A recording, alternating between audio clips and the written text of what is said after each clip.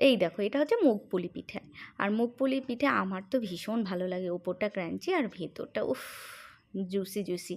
আর এটা জানো তো, আমার ভেতর নারকেলের পুর দিয়ে বেশি ভালো লাগে।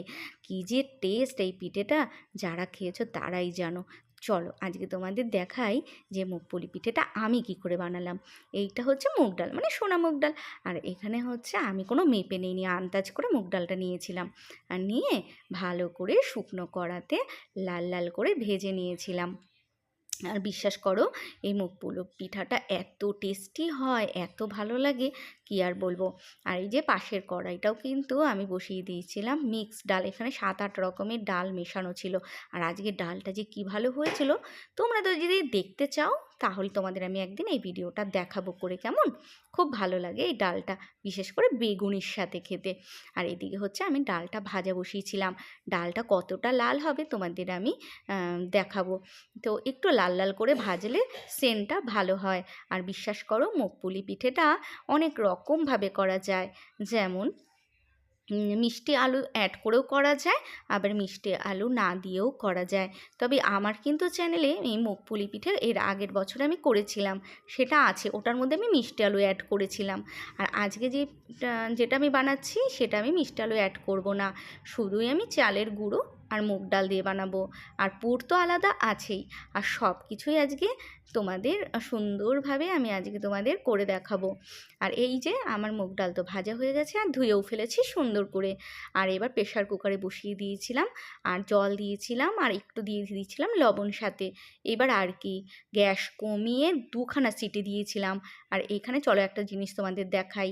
নারকেল ভাঙতে কি কষ্ট বলো তো, একটা আবার লাগে হাত দা।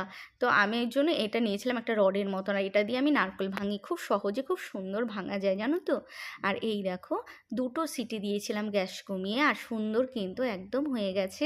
এবার আর কিছুই না, এই যে গ্লাসের পেছনটা দিয়ে একটু ঘেটে নেব, কারণ যেহেতু শুকনো শুকনো তো কাঁটা দিয়ে তো ঘাটা যাবে না, তার জন্য আমি গ্লাসের পেছনটা দিয়ে একটু ঘেটে নেব সুন্দর করে। দেখো কি সুন্দর ঘেটে নিয়েছি।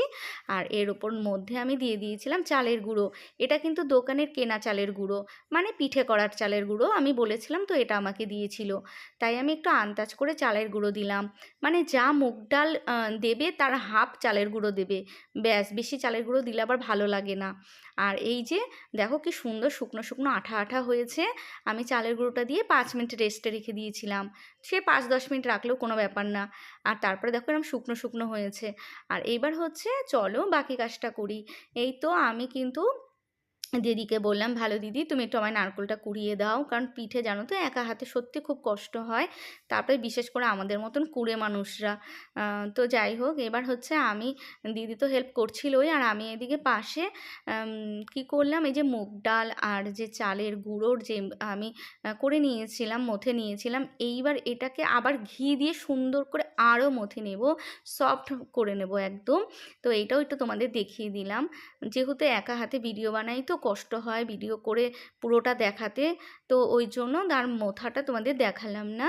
আর এই দেখো সুন্দর করে আমি নারকেলটা আর গুড়টা নিয়েছিলাম, আর গুড়টা ছিল পাটালি গুড়, আর খুব ভালো গুড় ছিল। যত ভালো গুড় হয় তত টেস্টি হবে কিন্তু এই পিঠেটা। আর এই যে পুরের মধ্যে একটুখানি দিয়ে দিয়েছিলাম লবণ, আর দিয়েছিলাম ঘি। তো পুরটা যাতে টেস্ট হয়, সেন্ট হয়, তোমরা চাইলে এলাচের গুঁড়ো দিতে পারো, কিন্তু কি জানি কেন এলাচের গুঁড়ো আমার একদম ভালো লাগে না, জানি না কেন। তো যাই হোক, এবার হচ্ছে এর মধ্যে এটা কিন্তু পুরো গোবিন্দভোগ আতপ চালের গুঁড়ো ছিল। আর 100 গ্রাম পাউডার দুধ আমি গুলে এটার মধ্যে দিয়ে দিলাম। এইবার আর কি সুন্দর করে নেড়ে চেড়ে একদম শুকনো আঠা আঠা করে ক্ষীর করে নামাতে হবে। আর বিশ্বাস করো, এই ক্ষীরটা আমার তো খুব ভালো লাগে খেতে, মানে পাটিসাপটা, পুলি পিঠে, তারপরে তোমার মুগ পুলি, এরকম করে করলে খুব ভালো লাগে জানো তো। মানে শুধু তো নারকোলের পুর টার একটা অন্য টেস্ট, আর এই যে আমুল দুধ আর গোবিন্দভোগ চালের গুঁড়ো দিলাম, এটার টেস্টটা কিন্তু একদম অন্য। মানে সত্যি কথা বলতে হেভি ভালো লাগে জানো তো। তো একবার কিন্তু করে খেয়ে দেখো। তো এই তো সুন্দর করে আঠা আঠা করে করে নিলাম এটাও সুন্দর মতন। আর পাশে এটা কি জানো, পাটিসাপটা বানাবো, তাইও রেডি করছিলাম। যদিও আজকে এটা দেখাবো না, এটা আমি তোমাদের কালকের ভিডিওতে দেখাবো। এই যে সব রেডি করে ফেলেছিলাম, আর এই যে শুকনো শুকনো করে করেছিলাম, তো এটাও আমি তোমাদের দেখিয়ে দিলাম। এটার ভিডিওটা কিন্তু কালকে আসবে। তো যাই হোক, আর এই তো আমি এরকমভাবে পুর ভেতরে ঢুকিয়ে আমি কিন্তু পুলিটা রেডি করে ফেলেছি এরকমভাবে। আর এবার চলো, কড়াতে তেল গরম করেছি, আর তেলটা কিন্তু আমি খুব যে হাই করেছি তা না, একটু মিডিয়ামে রেখেছিলাম, আর গ্যাসটাও মিডিয়ামে রেখেছিলাম, ভয় পাচ্ছিলাম যদি ভেঙে যায়। তাই আমি 3টে বা 4টে এরকম করেই ভাজবো। খুব একটা বেশি তো আমি করিনি, আর খুব একটা বেশি আমি ভাজবো না, মানে আস্তে আস্তে করে নাড়বো, কারণ না হলে জানো তো পুরো না ভেঙে যাওয়ার একটা চান্স থাকে। আর এই তো আমার মুখপুলি দেখো, জানো তো কিছু কিছু ভেঙেও গেছে, তাই আমি অনেক ভয় পাচ্ছিলাম যে আমার মনে হয় মুখপুলিটা একদম ভালো হবে না, পুরো তেল নষ্ট হয়ে যাবে। আমি বিশ্বাস করো এই সময় তো আমার কান্না পাচ্ছিল যে এত কষ্ট করে করলাম, আর হচ্ছে পুরো তেল হয়তো আমার নষ্ট হয়ে যাবে। কারণ এরকম জানো তো আমার সাথে তো এরকম ঘটতেই থাকে। এত আনন্দ করে ভালোবেসে করি, তারপরে খারাপ হয়ে যায়। কিন্তু না, ঠাকুরের ইচ্ছায় কিন্তু ভালো হয়েছে, দেখো আপাতত এখনও পর্যন্ত ভালো হয়েছে। তো দেখা যাক কটা ভালো হয় না হয়, তোমরাই দেখো। আর বিশ্বাস করো, খেতে কি বলবো, এত ভালো হয়েছিল, এত ক্রাঞ্চি হয়েছিল যে তোমাদের আমি কি বলি। তবে হ্যাঁ, তোমরা যদি মিষ্টি প্রেমী হও, মানে খুব মিষ্টি ভালোবাসো, তাহলে যে আমি ব্যাটারটা মেখেছিলাম ময়দা আর তোমার হচ্ছে মুগ ডাল আর একটু লবণ আর ঘি দিয়ে, এর সঙ্গে তোমরা কিন্তু একটু গুড় অ্যাড করতে পারো। গুড় অ্যাড করলে কি হয়, বাইরেটাও মিষ্টি হয়। আর যদি তা না ভালোবাসো, তাহলে গুড়ের রস করেও কিন্তু এরম ভেজে চোবানো যায়, সেটাও কিন্তু অন্য টেস্ট, অন্য ভালো লাগে। তবে জানো তো আমার বাড়িতে অত মিষ্টি কেউ বেশি ভালো খায় না, আর আমি তো একদম পছন্দ করি না। তাই উপরটা ক্র্যাঞ্চি আর ভেতরটা মিষ্টি ছিল।